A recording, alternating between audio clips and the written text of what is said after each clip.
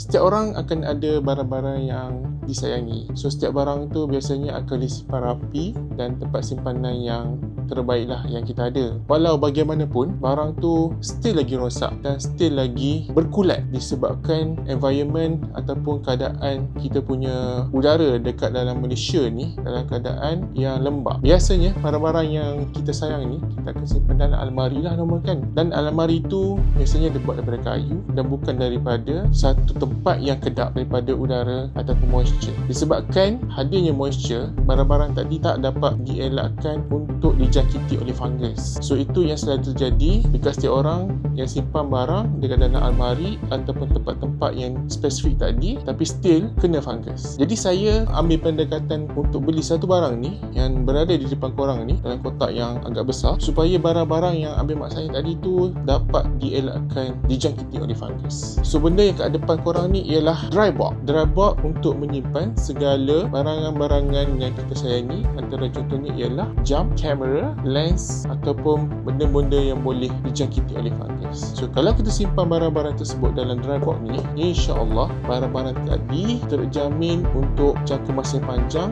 terhindar daripada fungus-fungus tersebut. Famous, salah satu dry box cabinet yang agak besar. Yang ni Abang Mak beli lebih kurang dalam 60 liter tak silap, dengan harga yang amat berpatutan. Abang Mak simpan benda ni lebih kurang dekat 2-4 hari dah tak buka, sebab semata-mata nak record video ni supaya kita boleh berkongsi benda yang bagus dan benda yang baik untuk penonton-penonton ataupun subscriber YouTube Abang Mat. Tujuan utama Abang Mat beli Vemos Dry Box cabinet ni adalah salah satunya sebab Abang Mat nak simpan Abang Mat punya kamera, dan Dry Box ni merupakan salah satu pilihan Abang Mat yang paling murah lah. So untuk kali ni Abang Mat beli Vemos cabinet Dry Box ni dekat Shopee dengan ada sedikit diskaun lah. So harga dia tak mahal, lebih kurang dalam 300 lebih je. Abang Mat akan share link untuk barang ni dekat dalam description kat bawah. So tanpa melengahkan masa, jom kita buka Vemos Dry Box ni bersama-sama.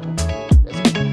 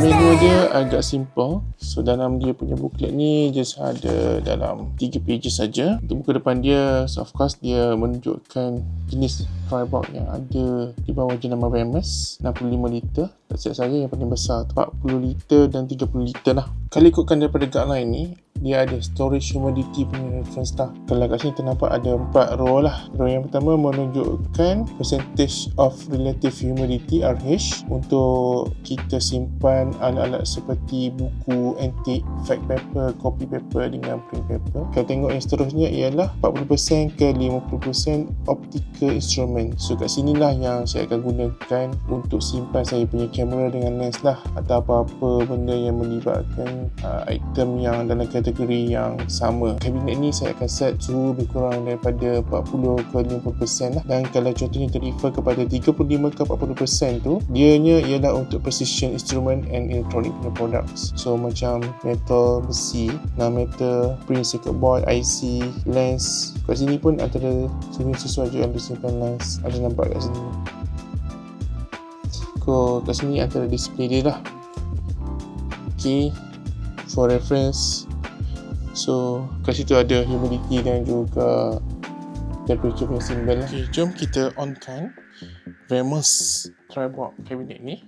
So untuk dryboard ni dia didatangkan dengan temperature dan humidity punya display lah.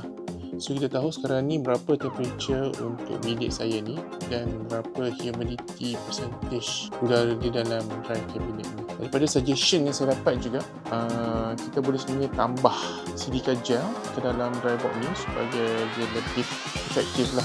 Dan kita boleh set sebenarnya berapa humidity dan temperature yang kita nak untuk dryboard ni. Okey, baiklah. Untuk display dia ni sangat senang sahaja untuk kita faham. So kat sini ada dua benda yang kita tahu. Salah satunya ialah yang display warna merah ni. Ini menunjukkan dia punya temperature ataupun suhu. Yang keduanya berwarna biru ni ialah humidity ataupun relative humidity yang kita nak set untuk kita punya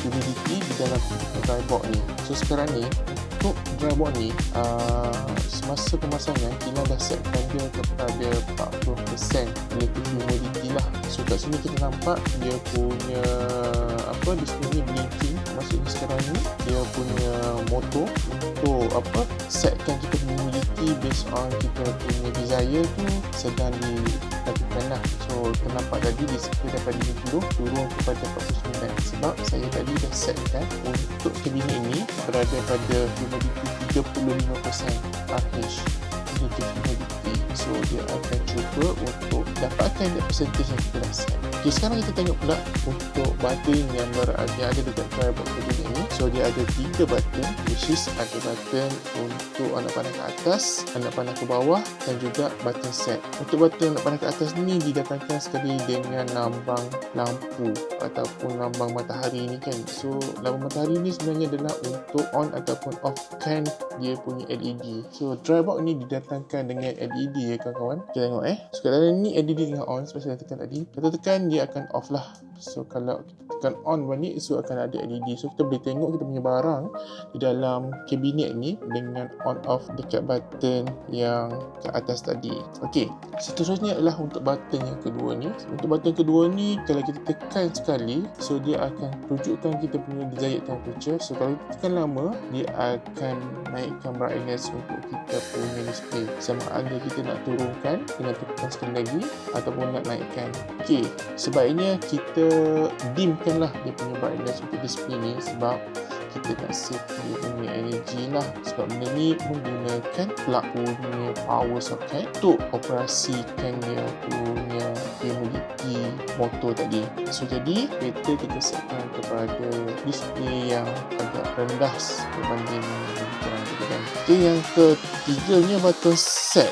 Okay, button set ni adalah button untuk kita pilih desired punya RH relative humidity. So kalau contohnya nak set tadi kan, cara nak set kita punya RH ialah dengan tekan butang atas ni 3 ke 5 saat.